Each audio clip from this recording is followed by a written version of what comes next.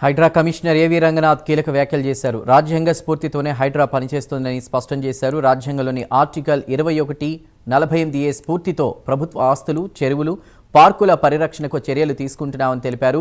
గత 2 ఏళ్లలో హైడ్రా చేపట్టిన చర్యల ద్వారా మార్కెట్ విలువ ప్రకారం దాదాపు 1.50 లక్షల కోట్ల విలువైన ప్రభుత్వ ఆస్తులను కాపాడినట్లు ఏవి రంగనాథ్ తెలిపారు. 6 చెరువుల పునరుద్ధరణ పనులు పూర్తయ్యాయని, మరో 20 చెరువుల పునరుద్ధరణ పనులు వేగంగా కొనసాగుతున్నాయని చెప్పారు.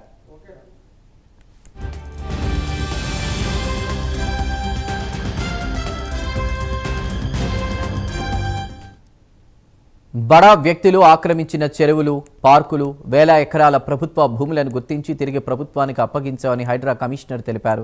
ప్రజా ఆస్తుల పరిరక్షణ విషయంలో నిజాయితీగా, నిబద్ధతతో పనిచేస్తున్నామని, అందుకే హైడ్రాకు ధైర్యం ఉందని రంగనాథ్ అన్నారు. భూమాఫియా, ఆక్రమణదారులు తప్పుడు సమాచారంతో కోర్టులను తప్పుదో పట్టించే ప్రయత్నాలు చేస్తున్నారని ఏవి రంగనాథ్ ఆరోపించారు. లోత్కుంట భూముల వ్యవహారంలో ప్రభుత్వ భూముల పరిరక్షణ కోసం హైడ్రా జోక్యం చేసుకుందని తెలిపారు.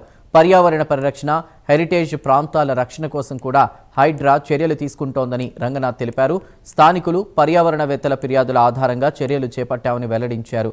తనపై ప్రస్తుతం ఉన్న 63 కోర్టు ధిక్కరణ కేసులపై స్పందించిన ఏవి రంగనాథ్ వాటిని చట్టపరంగా ఎదుర్కొంటానని తెలిపారు. న్యాయస్థానాలపై తనకు పూర్తి నమ్మకం ఉందని స్పష్టం చేశారు. ప్రభుత్వాలు గతంలో, ప్రస్తుతం, భవిష్యత్తులో ఎలాంటి బాధ్యతలు అప్పగించినా తన వంతుగా 100% ఫలితాలు ఇచ్చేందుకు కృషి చేస్తానని హైడ్రా కమిషనర్ ఏవి రంగనాథ్ అన్నారు.